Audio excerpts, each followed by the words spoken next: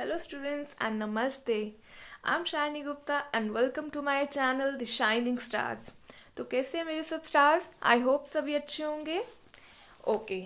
तो मेरा आपको पता है लेक्चर जो 11 है वो भी अपलोड हो गया है. क्लासिफिकेशन ऑफ डेटा यूनिट 4 हमने स्टार्ट करा है और वो हमारा जो पोर्शन है जो कि क्लासिफिकेशन ऑफ डेटा के अंदर जितने भी सब टॉपिक्स आते हैं वो हमने कंप्लीट कर दिए. ठीक है. तो अगर जिन्होंने अभी भी वो वीडियोस नहीं देखी हैं तो मेरे इस लेक्चर सीरीज़ को फॉलो करने के लिए पहले वो वीडियोस आप देख लें और उसके बाद आप इस लेक्चर पर आइए. ठीक है. तो आज हम स्टार्ट करने वाले हैं टेबुलेशन ऑफ डेटा. ठीक है.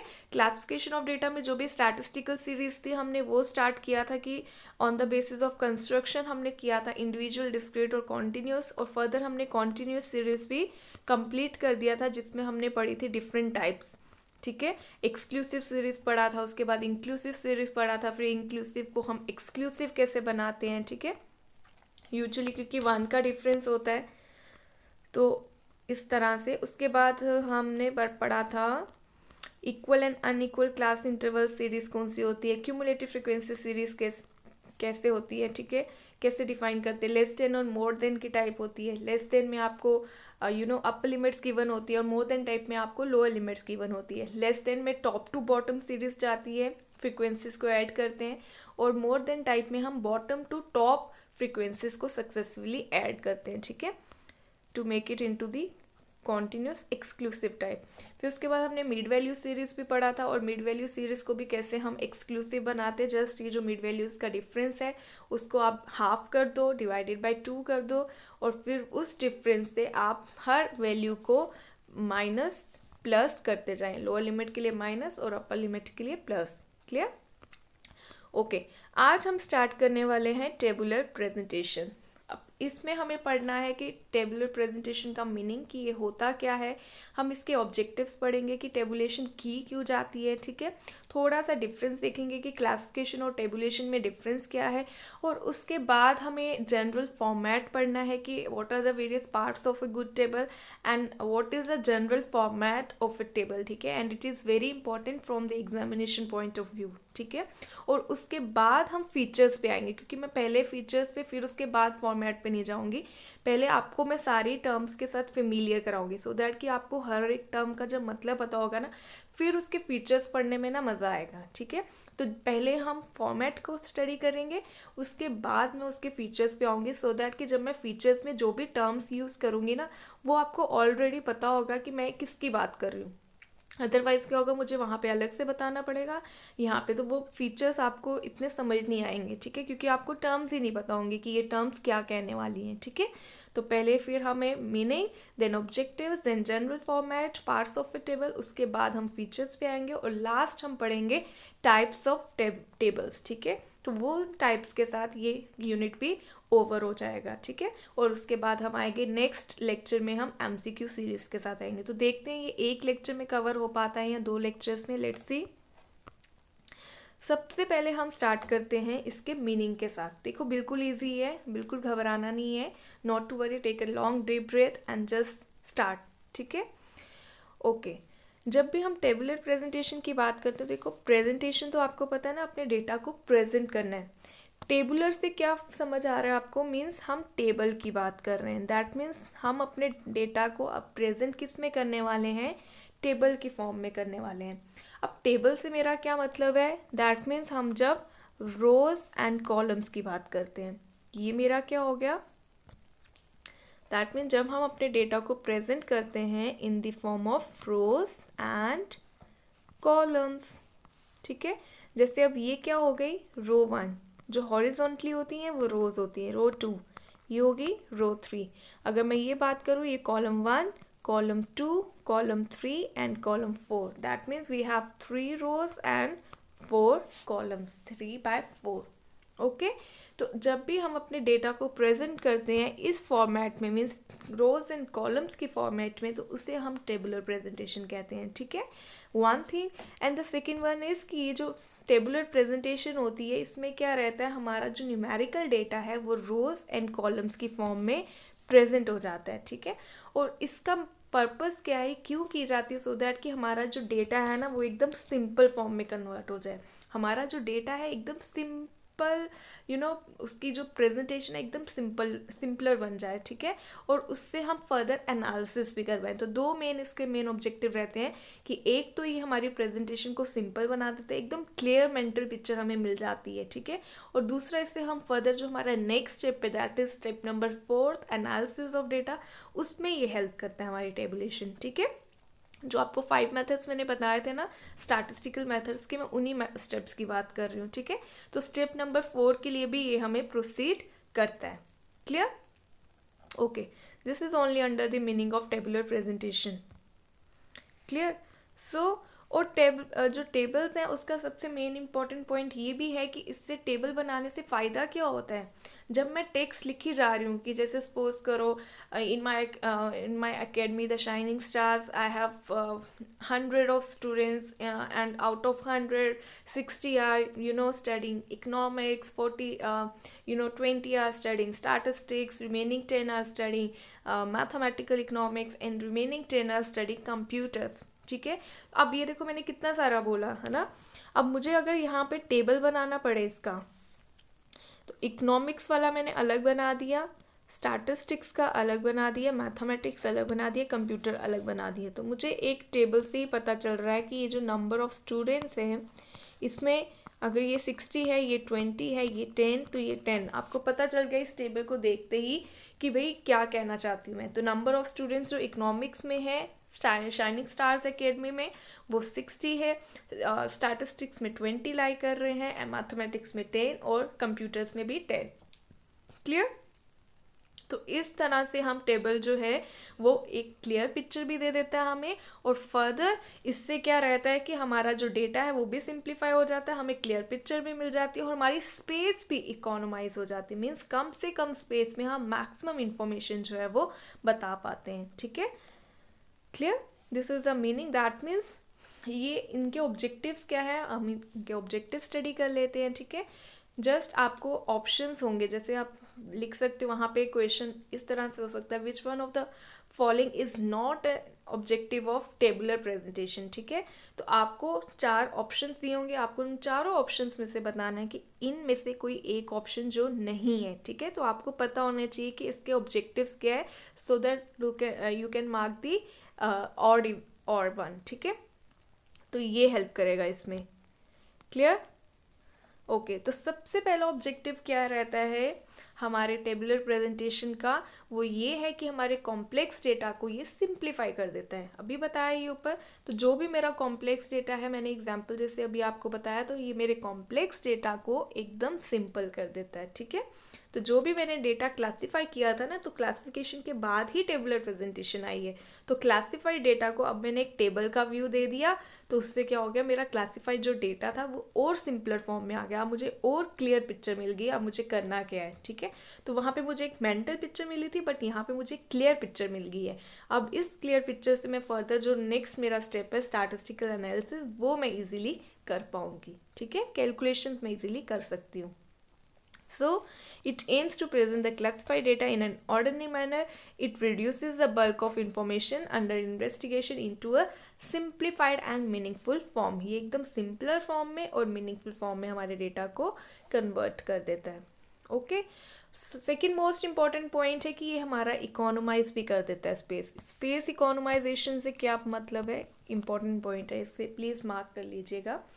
इकोनॉमाइज स्पेस का मतलब है कि एकदम स्पेस हमारे रिड्यूस कर देता है। देखा ना, मैं अगर मैं बोलने पे आऊँ या लिखने पे आऊँ, कितनी सारी मुझे थ्योरी लिखनी पड़ेंगी, ठीक है, समझ रहे हो।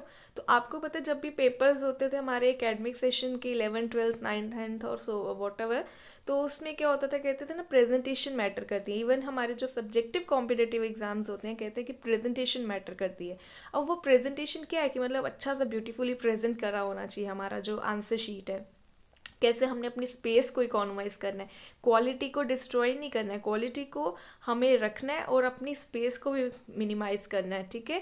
तो कैसे कम स्पेस में मैं सारा इन्फॉर्मेशन भी डिलीवर कर रही हूँ और वो देखने में भी प्रेजेंटेबल लग रहा है, अच्छा भी लग रहा है और जल्दी समझ भी आ रहा है, क्योंकि इतना इंटरव्यूअर के पास टाइम नहीं है कि वो आपकी एक एक लाइन को डिटेल में पढ़े, ठीक है। तो अगर मैंने एक चार्ट्स बनाए हैं, फ्लो चार्ट्स बनाए हैं, ठीक है, डायग्राम्स बनाए हैं, तो क्या कहते हैं ना, ज़्यादा से ज़्यादा फ्लो चार्ट्स बनाओ, डायग्राम्स यूज़ करो, ठीक है, पिक्टोरियल व्यूज़ बताओ, सो दैट कि आपको इजीली हम वो बना देते हैं ना, फ्लो चार्ट से बना देते हैं कि ये इसकी ये हेडिंग है, ये टाइप, जैसे मैंने पीछे भी डायग्राम्स बनाई हैं, ठीक है।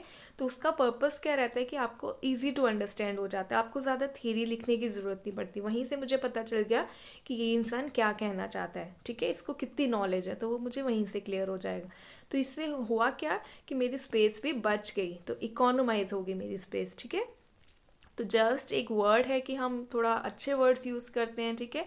तो रिड्यूस स्पेस भी कह सकते हो या इकोनोमाइज स्पेस भी कह सकते हो, ठीक है। By condensing data in a meaningful form without sacrificing the quality and quantity of data. मेरी जो डेटा की क्वालिटी थी मैंने उसको कॉम्प्रोमाइज़ नहीं किया, उसकी क्वांटिटी को कॉम्प्रोमाइज़ नहीं किया, सब कुछ प्रेजेंट किया, जस्ट टेबल की व्यू से वो जल्दी हो गया, ठीक है। तो टेबल हेल्प करता है मेरी स्पेस को इकोनोमाइज़ करने में। फर्दर टेबल जो है वो हेल्प करता है मीनिंगफुल कंपैरिजंस करने में। सेम वे जैसे क्लासिफिकेशन हेल्प करता था, वैसे यहाँ पे मेरा जो टेबुलेशन है ये भी हेल्प करता है कि इसकी हेल्प से मैं मीनिंगफुल कंपैरिजंस कर सकती हूँ। जो भी मैंने टेबल बनाया ना, मुझे पता चल गया कि यार ये इकोनॉमिक्स के हैं, ये स्टैटिस्टिक्स, ये कंप्यूटर और ये मैथमेटिक्स। तो मुझे पता चला यार 60 जो मैक्सिमम डिमांड आ रही है मेरे सब्जेक्ट के लिए वो इकोनॉमिक्स स्टूडेंट्स के लिए आ रही है, ठीक है, इकोनॉमिक्स सब्जेक्ट के लिए आ रही है। उसके बाद आ रही है स्टैटिस्टिक्स के लिए, उसके बाद आ रही है मैथमेटिक्स के लिए, उसके बाद साथ साथ आ रही है कंप्यूटर के लिए। तो मुझे यहाँ से मैं मीनिंगफुल कंपैरिजंस भी कर सकती हूँ कि मुझे पता चल रहा है इस टेबल की हेल्प से कि भाई किसकी ज़्यादा डिमांड है। दैट मीन 60 स्टूडेंट्स जो है वो इकोनॉमिक्स पढ़ने को आ रहे हैं, दैट मीन इकोनॉमिक्स सब्जेक्ट की ज़्यादा डिमांड है मार्केट में, ठीक है।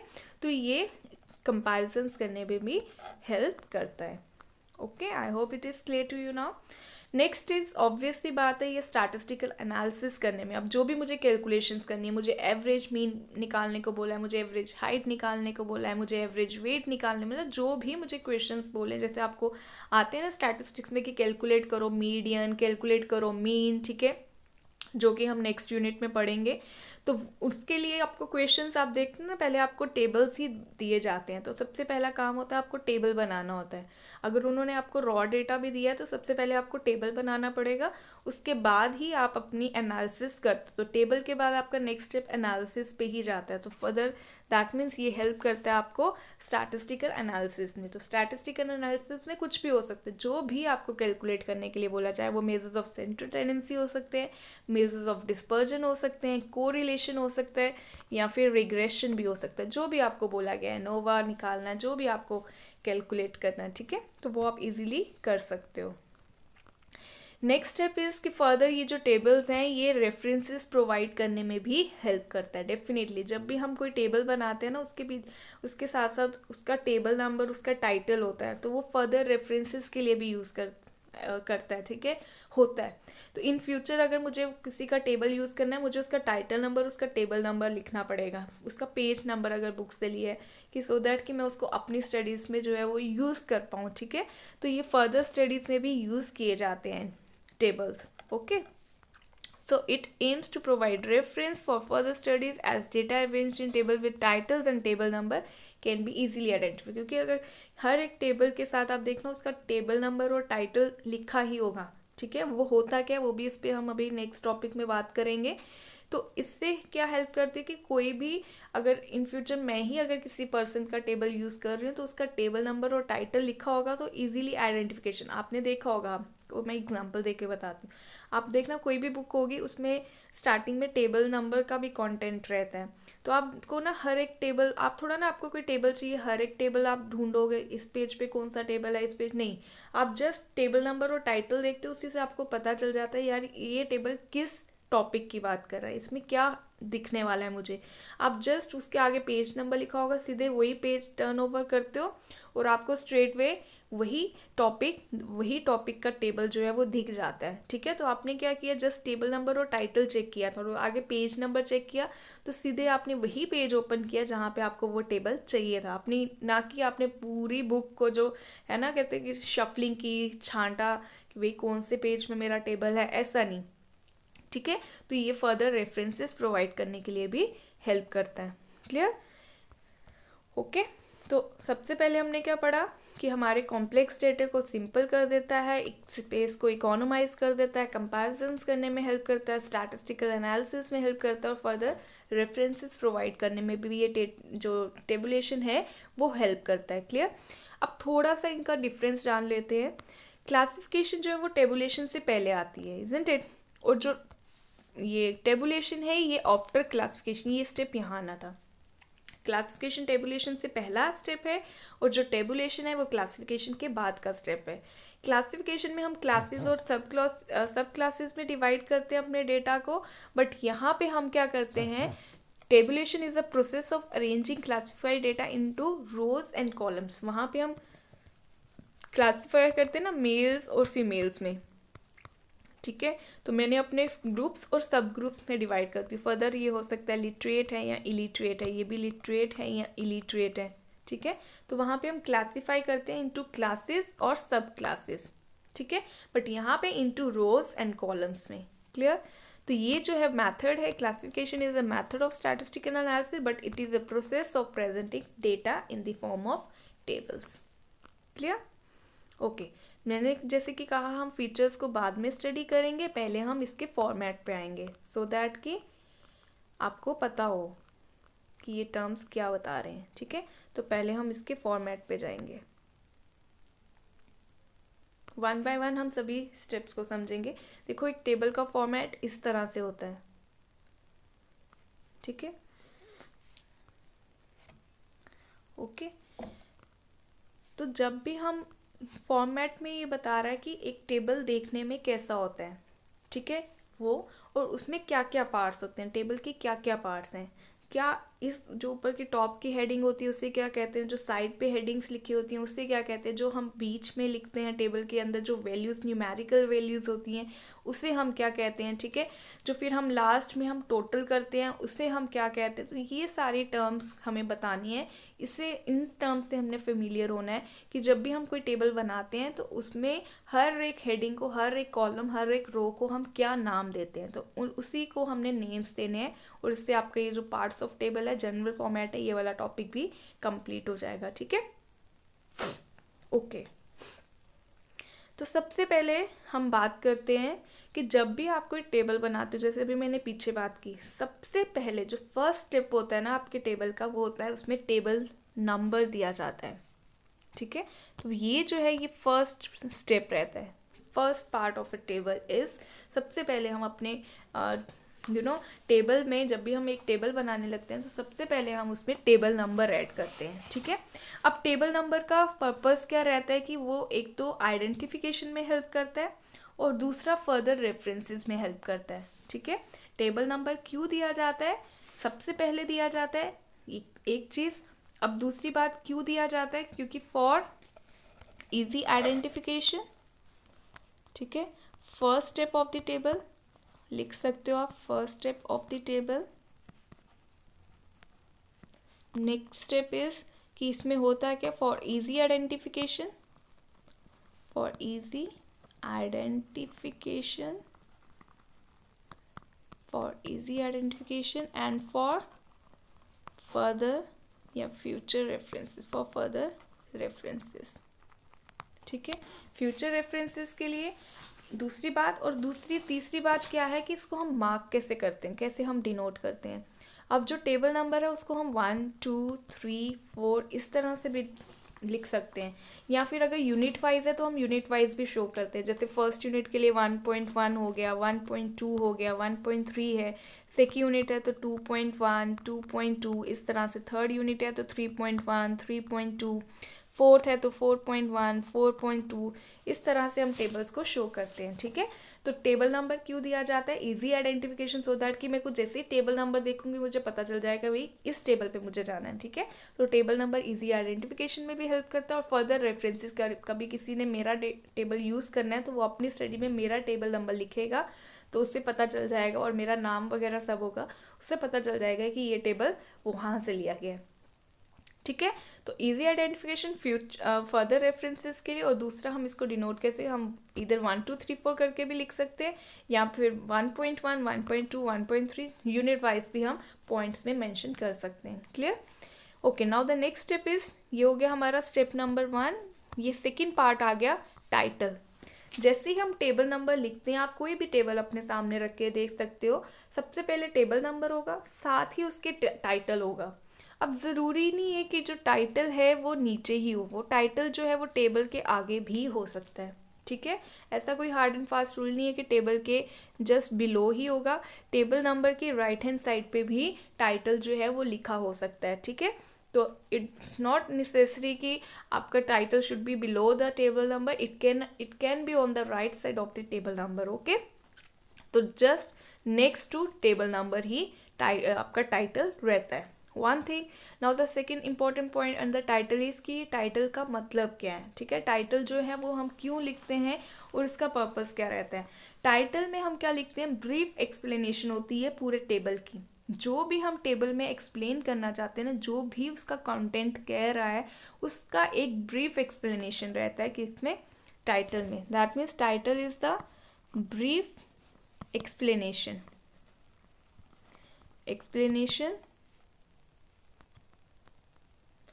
brief explanation of the contents of the table, ठीक है, of the table। इसमें क्या रहता है, जो भी ब्रीफ एक्सप्लेनेशन है हमारे कंटेंट्स ऑफ द टेबल का, वो सारा एक इसमें पता चल जाता है कि भाई इस टेबल का जितना भी कंटेंट है ये क्या कह रहा है। तो वो एक सिर्फ हम अगर टाइटल नंबर देखेंगे ना तो हमें क्लियर हो जाएगा, ठीक है। तो ये मेन इसका पर्पस रहता है, वन थिंग। और जो सेकंड मोस्ट इंपॉर्टेंट थिंग इसमें हमें ध्यान रखनी पड़ती है, वो जो हमारा टाइटल है ना वो सेल्फ एक्सप्लेनेटरी होना चाहिए, शॉर्ट होना चाहिए, ब्रीफ होना चाहिए और सेल्फ एक्सप्लेनेटरी होना चाहिए, ठीक है। The title should be short, simple होना चाहिए, simple to understand, and self explanatory होना चाहिए, सेल्फ एक्सप्लेनेटरी, ठीक है। एक्सप्लेन से एक्सप्लेनेटरी बन रहा है, सेल्फ मीन्स खुद, मीन्स आपको जैसे ही आप खुद पढ़ो आपको खुद ही समझ आ जाए कि इस हम टेबल में क्या कहना चाहते हैं, ठीक है। तो वो सेल्फ एक्सप्लेनेटरी होना चाहिए, ओके। अब देखो, जब भी हम टेबल नंबर या टाइटल देखते हैं, हमें ऐसा नहीं होना चाहिए कि किसी थर्ड पर्सन की हेल्प लेनी पड़े कि आप बताओ इसमें क्या है, ठीक है। वो जैसे ही मैं खुद ही पढ़ूँ, जैसे आप देखते हो ना न्यूज़पेपर्स पढ़ते हैं, तो न्यूज़पेपर में जो भी हमारे घर के फैमिली मेम्बर्स होते हैं, जो हमारे एल्डर्स होते हैं, वो किसी की हेल्प थोड़ा ना लेते हैं, वो खुद ही समझ लेते हैं कि इस न्यूज़पेपर में क्या। हाँ, अपनी जो भी उनकी लैंग्वेज जिस पे वो कंफर्टेबल रहते हैं पढ़ना, उसी लैंग्वेज में पढ़ते हैं, लेकिन वो खुद ही समझ आते हैं। इनफैक्ट हमसे ज़्यादा तो वही न्यूज़पेपर्स पढ़ते हैं। मुझे नहीं लगता इतनी यूथ जनरेशन इतना न्यूज़पेपर अच्छे से पढ़ती जितना कि ओल्ड जनरेशन पढ़ती है, ठीक है। तो पॉइंट वो नहीं है, पॉइंट ये है कि हर एक लेमैन जो है उसे इजीली पढ़ पाए, और सेल्फ एक्सप्लेनेटरी होना चाहिए हमारा टाइटल, कि हर एक एज ग्रुप का पर्सन जो भी मतलब पढ़ सकता है, पढ़ना जानता है, समझना जानता है, वो इजीली उसको खुद ही पढ़ जाए, मतलब समझ आ जाए, उसको किसी और पर्सन की ज़रूरत ना पड़े। तो इसलिए हमारा जो टाइटल है वो एकदम शॉर्ट, सिंपल और सेल्फ एक्सप्लेनेटरी होना चाहिए। क्लियर? ओके, तो एकदम क्लियर होना चाहिए, ब्रीफ होना चाहिए और सेल्फ एक्सप्लेनेटरी होना चाहिए। Clear? Now the next point is point number 3। Point number 3 कह रहा है कि हमें हमारे जो टेबल है, अगर तो उसमें कोई यूनिट ऑफ मेजरमेंट है तो हमारा एज ए हेड नोट वो भी होना चाहिए। तो ये जस्ट बिलो द टाइटल रहता है, और राइट हैंड साइड पे आप देख लो, यहाँ पे अगर टाइटल है तो यहाँ पे हम राइट साइड कॉर्नर पे हम हेड नोट लिखते हैं, ठीक है। इस हेड नोट का क्या मतलब है, इस हेड नोट को हम प्रेफरेटरी नोट भी कहते हैं, प्रेफरेटरी नोट, ठीक है। इस हेड नोट को हम प्रेफरेटरी नोट भी कहते हैं, प्रेफर करना वाला, ठीक है। तो इस हेड नोट में क्या रहता है कि कोई भी यूनिट ऑफ मेजरमेंट, जैसे कि यहाँ पे मैंने लिखा भी है, यूनिट ऑफ मेजरमेंट हमें लिखना रहता है। यूनिट ऑफ मेजरमेंट से मेरा क्या मतलब है, कोई भी किसी भी तरह का यूनिट, अगर मैंने किसी टर्म्स में अपनी स्टडीज़ को बता रही, जो भी वैल्यूज़, जो भी मेरी मतलब बॉडी में जो भी मेरा कंटेंट है, उसमें अगर मैं टर्म्स में बात कर रही हूँ तो यहाँ पे मैं लिखूँगी इन टर्म्स, ठीक है, in terms, just below the title and to the right side corner of the table, ठीक है, अब and above the body, ठीक है। तो टर्न्स में अगर मुझे देखना है इन 1000, तो मैं इन 1000 हेक्टर करके इस तरह से लिख सकते हैं। जो भी मेरे यूनिट्स ऑफ मेजरमेंट है वो हम इस हेड नोट में प्रेजेंट करते हैं। अगर तो है तो so head note is optional. अगर हमारे कोई यूनिट्स ऑफ मेजरमेंट है तो हम यहाँ पे प्रेजेंट कर देते हैं। अगर कोई यूनिट ऑफ मेजरमेंट नहीं है तो फिर हमें हेड नोट लिखने की ज़रूरत नहीं है। ठीक है, तो ये हो गया हेड नोट का। हेड नोट को आप प्रेफरेटरी नोट भी कहते हो। सो यहाँ पे जो भी हमें रेलिवेंट इन्फॉर्मेशन देनी है वो हम कन्वे करते हैं। ठीक है, और यहाँ पे small brackets just below the main title, units जो भी हैं लिखनी वो लिखनी रहती है। यूनिट्स अगर टर्न्स में है तो टर्न्स में, किलोमीटर में है तो किलोमीटर, थाउजेंड में है तो थाउजेंड में लिखेंगे। जिसमें भी हमारी मतलब करोड़ में है तो करोड़, मिलियंस में है तो मिलियंस में हम हेड नोट में प्रेजेंट करते हैं। ठीक है, नेक्स्ट पॉइंट अब हमारा आ जाता है column heading. Column heading means जो वर्टिकल कॉलम्स हैं ये वाले। ठीक है, कॉलम हेडिंग्स हम देते हैं, कॉलम हेडिंग को ही हम कैप्शन कहते हैं। ठीक है, तो ये नाम आपको याद रखें। इसी तरह से मैंने अपना ये टॉपिक कवर किया है सो दैट कि हर एक तरह का जो क्वेश्चन है ना आप उसको आंसर कर पाओ। ठीक है, तो कम एक ही टेबल में मैंने कंप्लीट इन्फॉर्मेशन देने का पर्पस ये है कि अब आपको ज़्यादा लिखना ना पड़े, इसी टेबल को समझ के आपको पता चल जाए कि किसको क्या कहते हैं। ठीक है, तो मेरा पर्पस ये नहीं कि मैं लंबी चौड़ी थ्योरी लिखती रहूँ। ऑब्जेक्टिव पेपर हमें अपनी स्पेस को, जो कि मैं बार बार कहती हूँ, हमने अपनी स्पेस को भी इकोनोमाइज करना है। कम स्पेस में मैक्सिमम इन्फॉर्मेशन डिलीवर करनी है सो दैट कि ज़्यादा लिखना भी ना पड़े और हमें कम टाइम में समझ भी आ जाए कि इसके अंदर मेन पॉइंट्स क्या हैं। ठीक है, तो इसी टेबल को मैंने इसी तरह से बनाया है। सारी हेडिंग्स भी मैंने बता दी हैं कि इनके अदर नेम्स भी क्या, और यहाँ से पेपर में क्वेश्चंस आते हैं कि what is the other name for column heading, या कॉलम हेडिंग को हम क्या कहते हैं। तो ऑप्शंस में स्टब हो सकता है, बॉडी हो सकती है, सेल्स हो सकती है। ठीक है, तो उसमें एक ऑप्शन होगा कैप्शन। तो कॉलम हेडिंग को हम कैप्शन के नाम से भी जानते हैं। ठीक है, क्लियर? ओके, और कॉलम हेडिंग में हम क्या रखते हैं, कॉलम हेडिंग के आगे अंडर उसकी सब हेडिंग्स भी रहती है। ठीक है, देखो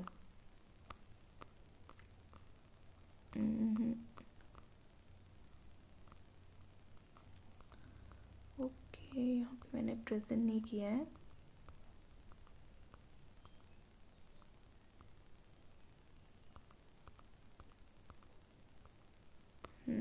यहाँ पे मैंने प्रेजेंट नहीं किया है, कोई बात नहीं। कॉलम हेडिंग जो होती है वो वर्टिकल उसमें रहती है, और इसमें हम क्या करते हैं, जो भी हमें कॉलम हेड्स में जो भी हमें वर्टिकली जो भी इंफॉर्मेशन डिलीवर करनी होती है उसकी एक हेडिंग देनी होती है कि इन वर्टिकल कॉलम्स में हम क्या बताना चाहते हैं। तो वो सारा इंफॉर्मेशन हम लिखते हैं कॉलम हेडिंग में, जिसको हम कैप्शन के नाम से भी जानते हैं। ठीक है, अब ये जो कॉलम हेडिंग है इसकी सब हेडिंग्स भी हो सकती हैं। कई बार एक ही कॉलम हेड रहता है और कई बार जो है यहाँ पे जैसे मैंने बताया कॉलम हेड की भी सब हेडिंग्स हो सकती हैं। ठीक है, वो कैसे, अभी जस्ट हम फॉर्मेट समझ रहे हैं, इसके बाद मैं एक एग्जांपल के साथ ये सारे पॉइंट्स आपको समझा दूंगी तो आपको क्लियर भी हो जाएगा। ठीक है, तो सबसे पहले कॉलम हेडिंग, और कॉलम हेडिंग के बाद ही हमारा आ जाएगा सब हेडिंग्स। ठीक है, अगर कोई है तो वो कॉलम के जस्ट बिलो आ जाएंगी। ठीक है, ये एक चीज़। अब कॉलम हेडिंग ये हमारा फोर्थ स्टेप हो गया। अब फिफ्थ स्टेप आ गया हमारे पास रो हेडिंग। जैसे हमने कॉलम हेडिंग को बोला कि कॉलम हेडिंग का अदर नेम क्या है, कैप्शन, और वो वर्टिकली लिखे जाते हैं। ठीक है, सेंटर ऑफ द टेबल में लिखा जाता है वर्टिकल कॉलम्स के लिए। ठीक है, उनकी एक बिल्कुल टॉप की जो हेडिंग रहती है, मेन हेडिंग, उसके अंडर उसके सब हेडिंग्स भी आती हैं। ठीक है, अब सेम वे रो हेडिंग किसके लिए होता है, रो हेडिंग का अदर नेम क्या है, स्टब, STUB। तो अगर वहाँ पे आपको पूछा जाए रो हेडिंग को हम क्या कहते हैं, तो रो हेडिंग को हम स्टब कहते हैं। ठीक है, what is the other name for row heading, so it is called as stub. ठीक है, अब स्टब में भी क्या होता है, जो भी हमने ये एकदम लेफ्ट साइड पे रहती है, लेफ्ट एक्सट्रीम कॉर्नर में रहता है। ठीक है, आप देख रहे हो ये राइट साइड है और ये लेफ्ट साइड है, तो ये लेफ्ट कॉर्नर में रहता है टॉप में, और इसके अंदर जो सब हेडिंग्स रहती हैं। ठीक है, जो रो हेडिंग के अंदर की जो एंट्रीज होती हैं उन्हें हम क्या कहते हैं, स्टब एंट्रीज या रो एंट्रीज, या फिर हम ये भी कह सकते हैं सब titles of the rose of the table. ठीक है, मैं थोड़ा सा जूम कर लेती हूँ। देखिए, रो हेडिंग को हम स्टब कहते हैं। अगर कोई रो हेडिंग्स हैं साइड पे एक्सट्रीम, ठीक है। तो वो हम इसके अंडर मेंशन करते हैं। तो यहाँ पे जो हेडिंग होगी उसकी उसको यहाँ लिख देंगे, उसके अंदर जो सब हेडिंग्स होंगी उसे हम रो सब एंट्रीज भी कहते हैं, स्टब एंट्रीज, या फिर हम रो एंट्रीज भी कहते हैं, या फिर हम सब titles of the rose of the table भी कहते हैं। क्लियर? ये हो गया मेरे पास 5th पॉइंट और ये हो गया 6th पॉइंट। यहाँ तक क्लियर हो गया? Okay, moving towards the next point. अब देखो यहाँ पे आ रही है बीच में बॉडी, ठीक है। तो ये जो जहाँ पे भी हम न्यूमेरिकल, जो भी हमें रोज एंड कॉलम्स की हेल्प में जो भी हम डेटा प्रेजेंट करते हैं, जो भी हम अपना न्यूमेरिकल डेटा प्रेजेंट करते हैं, उसे हम क्या कहते हैं? Body of the table. That means ये वाला जो पोर्शन है इसे हम क्या बोलेंगे? Body of the table. One thing. और दूसरी बात, अब इसमें जो भी हम कहते हैं ना, ये जो एक कॉलम और एक ही रो का एक कॉलम, एक, दैट मीन्स ये वाला जो है इसे हम क्या बोलेंगे? ठीक है, जैसे अगर ये वाला है तो इस बॉक्स को हम क्या बोलते हैं? आपने देखा होगा ना, एमएस एक्सेल में भी इसी तरह से होता है ना, रोज एंड कॉलम्स में डिवाइड होती है हमारी पूरी स्प्रेडशीट। तो उसका भी जो हर एक जो बॉक्स होता है, एक सिंगल बॉक्स, उसको हम क्या कहते हैं? अगर आप याद करो, जिनको थोड़ा सा एमएस एक्सेल का आइडिया होगा वो बता सकते हैं कि उसे हम क्या कहते हैं। उसे हम कहते हैं सेल। पता है ना सबको? सेम वे यहाँ पे भी जो भी बॉडी ऑफ द सेल में जो भी अलग अलग जो रोज एंड कॉलम के जो सिंगल सिंगल बॉक्सेस होते हैं उसे हम सेल्स कहते हैं, ठीक है। आप सेल्स कह सकते हो या फिर आइटम्स भी कह सकते हो, ठीक है। और बॉडी को हम फील्ड ऑफ द टेबल भी कहते हैं, ठीक है। बॉडी कह सकते हो या फील्ड ऑफ टेबल कह सकते हो, it's one and the same thing. तो मैंने आपको कितने डिफरेंट नेम्स बताए। कॉलम हेडिंग को हम कैप्शन कहते हैं, रो हेडिंग को हम स्टब कहते हैं, फिर रो हेडिंग की जो सब हेडिंग्स होती हैं उन्हें हम स्टब एंट्रीज कहते हैं, रो एंट्रीज कहते हैं, या फिर सब titles of the rose of the table भी कहते हैं। बॉडी का अदर नेम फील्ड है, सेल्स का अदर नेम आइटम्स भी कह सकते हो। तो बॉडी ऑफ द टेबल भी कह सकते हो, सेल्स ऑफ द टेबल भी कह सकते हो, या आइटम्स ऑफ द टेबल भी कह सकते हो, ठीक है। आइटम्स को सभी आइटम्स को, सभी सेल्स को बना के ही पूरी बॉडी बनी है, ठीक है। सेम वे यहाँ पे भी ये चीज़ अप्लाई हो रही है। क्लियर हो गया ये वाला पॉइंट भी? नेक्स्ट चलते हैं। अब देखो यहाँ पे जो मैंने टोटल लिखा है ना, ये वाला, ये टोटल कौन सा होगा? देखो, आप देख रहे हो, अगर ध्यान से देखो तो यहाँ पे जो वैल्यूज होंगी, जैसे सपोज करो 2 है, यहाँ पे 4 है, यहाँ पे 1 है, यहाँ पे 3 है, ठीक है। तो 2 + 4 मिला के ही यहाँ पे 6 लिखा जाएगा, 1 + 3 मिला के ही यहाँ पे 4 लिखा जाएगा। समझ आ रहा है? दैट मीन जो 2 + 4 किया, ये मैंने किसको किया? रोज को किया ना, ये थी रो। इस रो के आगे जो एंट्रीज लिखी हैं, एक ये और एक ये, इसी को मिला के प्लस करके ही मेरे पास क्या बन रहा है? 6 निकल के आया। दैट मीन ये जो यहाँ पे इस कॉलम में जो मैं स्ट्रेट नेक्स्ट टू कैप्शन में लिखती हूँ, यहाँ पे जो टोटल होगा ये मेरा रोज का टोटल होगा, ठीक है।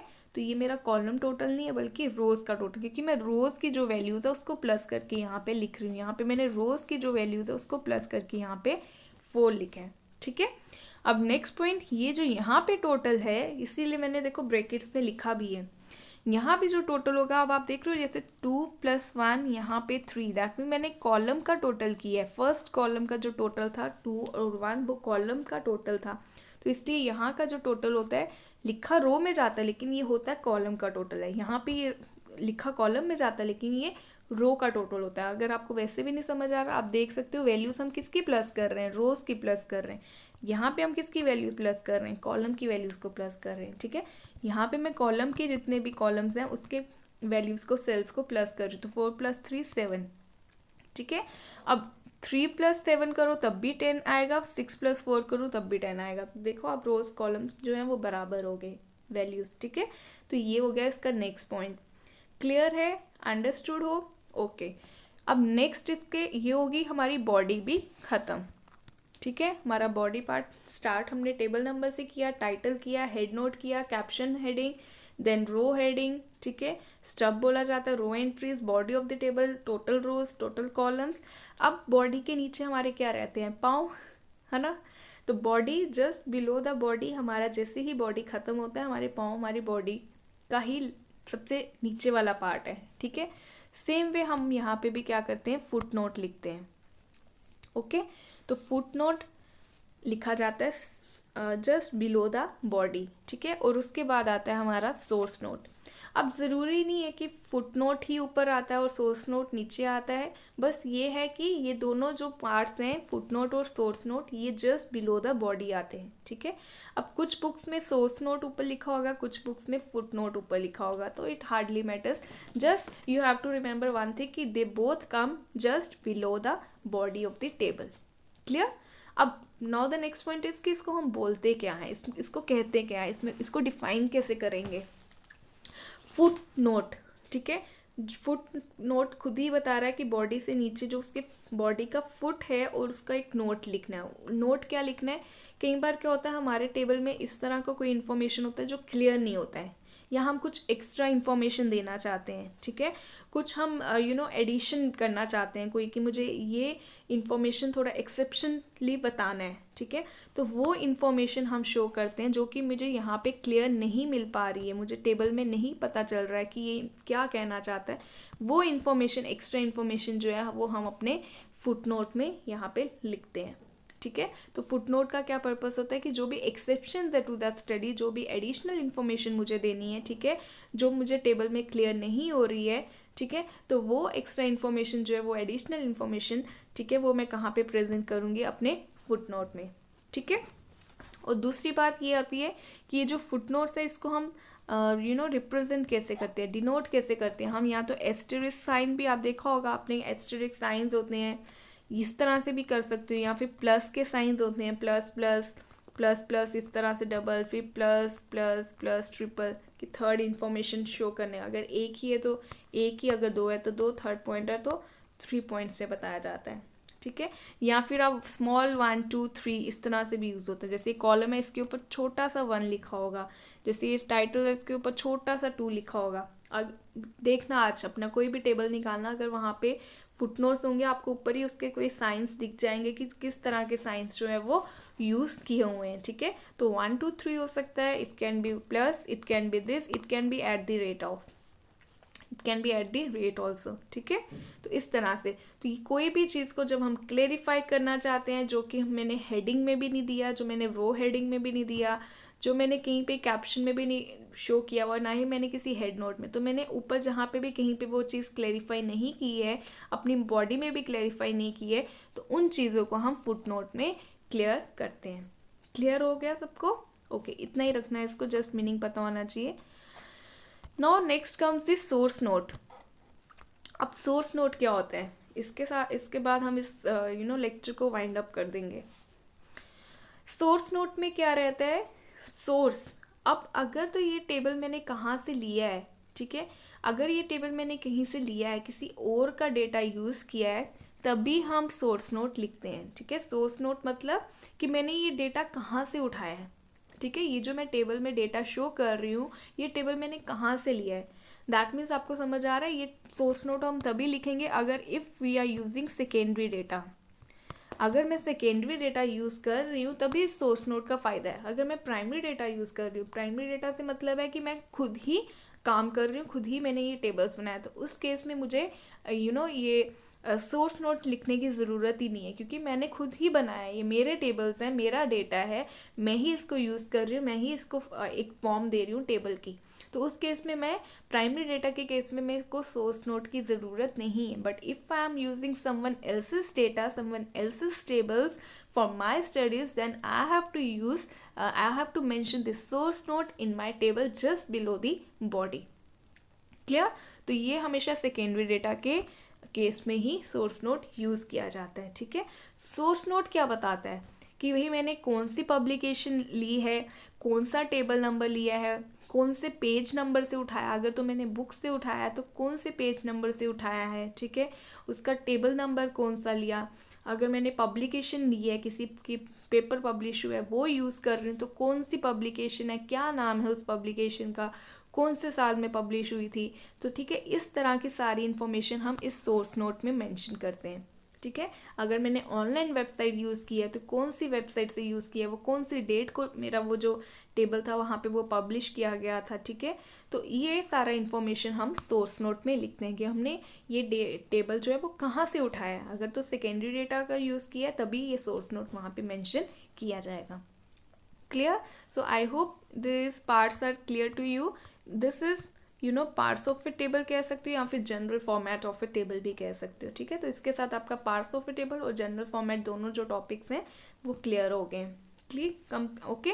सो अब नेक्स्ट टॉपिक में हम नेक्स्ट लेक्चर में हम क्या पढ़ेंगे, इसके फीचर स्टडी करेंगे और उसके साथ ही साथ हम इसकी टाइप्स को भी कोशिश करेंगे कि एक ही लेक्चर में कंप्लीट हो जाए. उसके अब 3 लेक्चर्स ना बने, 2 लेक्चर्स में हमारा ये जो टॉपिक है ये भी कंप्लीट हो जाए. ओके, तो आज के लिए इतना ही रखते हैं. I really hope you all are preparing well for the exam. Just give your best and do take care of your health also. Thank you.